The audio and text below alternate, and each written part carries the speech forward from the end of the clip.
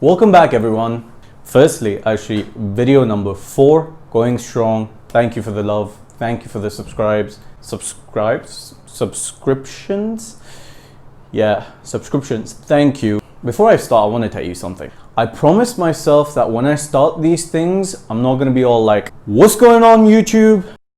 Now, I want you to actually try this, right? Like, I'm not joking. Like, try this.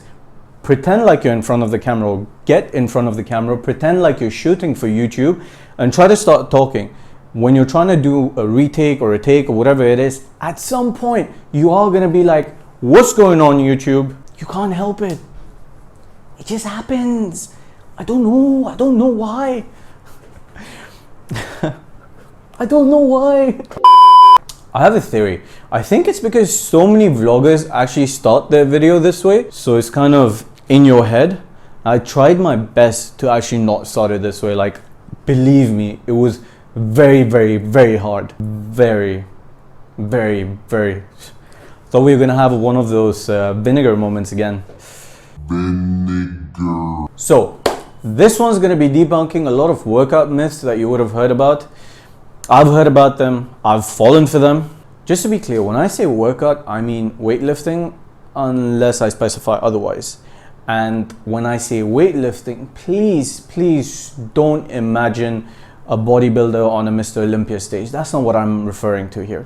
Now again, before I get into it, I do want to mention, or I do a lot of these actually. I keep saying, like, before I get into it, like, I waste so much time before actually getting into the content, but hey, watch time, I guess. I've mentioned that my videos are going to be focused on fitness for beginners. Like, I've mentioned that in numerous of my previous videos. Okay, in most of my videos. Fine, in 2 of my videos. My goal here is actually to help beginners by sharing what I've learned based on my experience, but mainly and more importantly, from my mistakes, what I've learned from my mistakes, so you don't make them again. As I mentioned, I'm going to be debunking 5 workout myths that are quite common, that people fall for, that I fell for, so you can kind of erase that from your head. So the first myth probably dates back to the time of dinosaurs. That's how old it is. That's how long I've been hearing it. I still hear it to this day. You have to consume protein or drink your protein shake 30 minutes after finishing your workout, or within a 30-minute window. I'm sure you've heard it, and no. It's bullshit. This is probably one of the oldest tales from bro science, and it's not true. And here's why. Assuming you've had a pre-workout meal that had some level of protein in it, the amino acids from that protein are still going to be available to you once you're done working out. And that whole 30-minute window, that lasts much longer than 30 minutes. It's actually 4 to 6 hours for pre and post-workout meals. Just remember, guys, the most important factor is for you to be consuming enough protein throughout the day as a whole and hitting your target for the day. There are going to be instances where you should consume protein right away, or like as soon as possible after your workout, and that's when you're working out fasted, or if you're working out twice a day. Next up on our list is do sit-ups or crunches to get abs. No. If you remember, back in the day before Netflix, there was this thing called cable TV. Late at night, they would actually stop playing the TV shows or the movies and start playing these things called infomercial.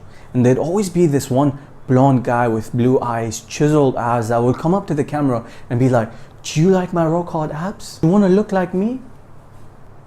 And then this guy would tell you, this is how I got my abs. And you'd see like an ab cruncher, ab cycle. They take scientific names and throw them in front of ab, and people would believe it. People have wasted so much money on it. Whatever they're trying to sell you, or they try to sell you, they probably still do this. I don't know, I haven't seen one like this in a long time. I remember there was a sauna belt as well. What they're trying to convince you is that the products that they're trying to sell actually help you burn fat quicker in your abdomen region. But that's not possible. It's called spot reduction, and it's physically impossible for your body to do. You can train specific areas to build muscle, but that's muscle building. Fat loss does not work like that. It all goes down to body fat level. How much body fat are you actually carrying? When your body is burning off fat, it does it all over your body. For some people, some areas get broken down before other areas, but that's just based on your genetics. You cannot control that. Now, when it comes to abs, everybody has them. The only thing is that your body fat percentage is too high for them to be visible. Now, I'm not saying don't train your abs. they're actually very important to train. They're responsible for a lot of things, mainly your body's balance. Training your abs will actually help you give your abs a better shape because you're growing the muscle, because abs are a muscle. Next up, eat big to get bigger. I think this is around the time when I started eating a lot of Nando's, KFC, pizza, shawarmas. I was eating so much of this because I felt like this is what my body needs for me to get massive. Because I was a skinny kid. I weighed like 60 kilos when I started going to the gym. This is probably the worst advice anyone can ever give you when it comes to putting on mass. You want to put on lean mass, not just mass. If you watched my previous video, you know about this thing called maintenance calories.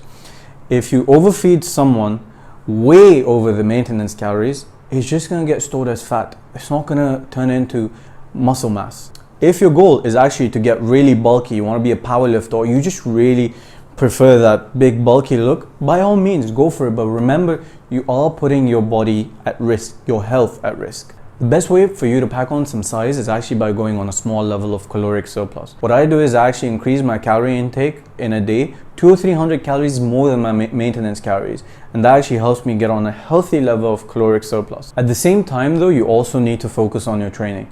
You need to make sure that you're putting your body through progressive overload. You combine this healthy level of caloric surplus and progressive overload, and you're going to put on mass effectively. Next on our list is high reps for definition and low reps for size. Who comes up with these? Firstly, know your goal. You need to know whether you're going for strength or is it just about the aesthetic. Once you know this, you can actually set a goal for yourself for progressive overload. Lifting light weights for high amounts of reps will actually barely make a difference for you. It'll take your muscles longer to reach failure and to reach hypertrophy. For high reps to be effective, you actually need to practice progressive overload with the same number of high reps. And that's just a waste of time. Why would you do that? The same goes for heavy weights. Doing extremely heavy bench presses, deadlifts, or squats to get your PR sounds nice, but it's really not helping you with your aesthetic if your progressive overload is not the same rep range as your heavy sets.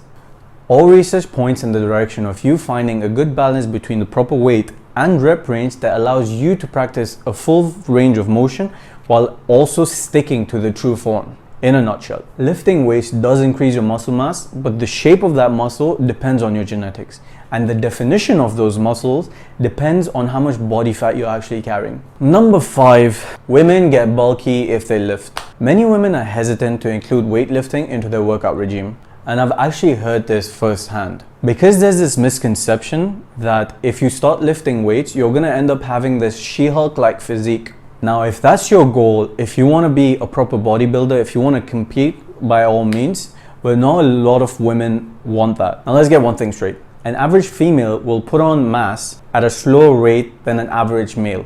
I'm not being sexist, it's just a thing about testosterone. So ladies, don't be hesitant to start weightlifting because it takes a lot of guys months or even years to put on some serious mass.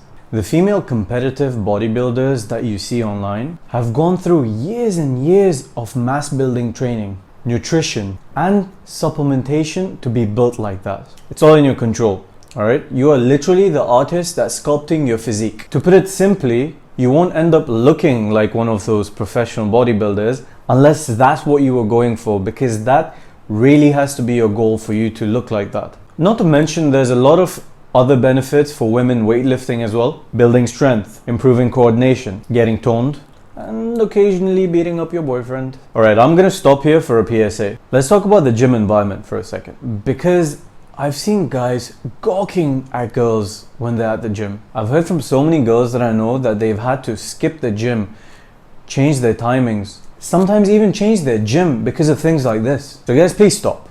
You, me, all of us, we need to create a positive environment for everybody that's coming to the gym. You really don't want to be the reason behind someone changing their schedule or changing their gym even. Cause like, yeah, she's squatting and yeah, she looks hella fine, but no, it's not so you can stare.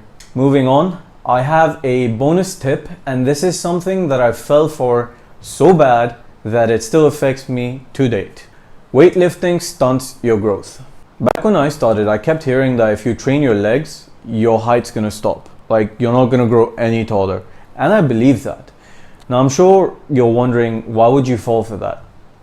Because at the time, I wasn't really using Google and YouTube that much. It wasn't that mainstream. I guess it was mainstream, but it wasn't as mainstream as it is now, that you'd whip out Google for every little thing that you want to question.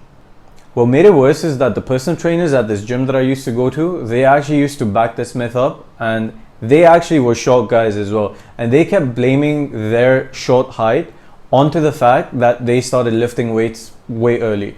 So I'm like 15, 16, I'm working out. I keep hearing all these rumors that if you train legs, your height's gonna stop growing. So I'm like, fine, you know what? I'm not gonna train legs. It's not that fun anyway. So I stick to only upper body. I'm hitting my arms as much as possible. At that time, I didn't even know about any of the drop sets, supersets, negative. So I start weight training. And for the first 8 or 9 months, I actually never worked on my lower body, which still affects me to this date because my lower body is just generally underdeveloped compared to my upper body. But the whole stunting your growth thing, that isn't true. There's been countless studies all the way back from 2001 until now that have actually been debunking this myth. Strength training actually has no effect on your height. Even right now, there's so many famous athletes or fitness models that are over 6 feet tall, but they also started training at a very young age, and we're talking like 15 or 16.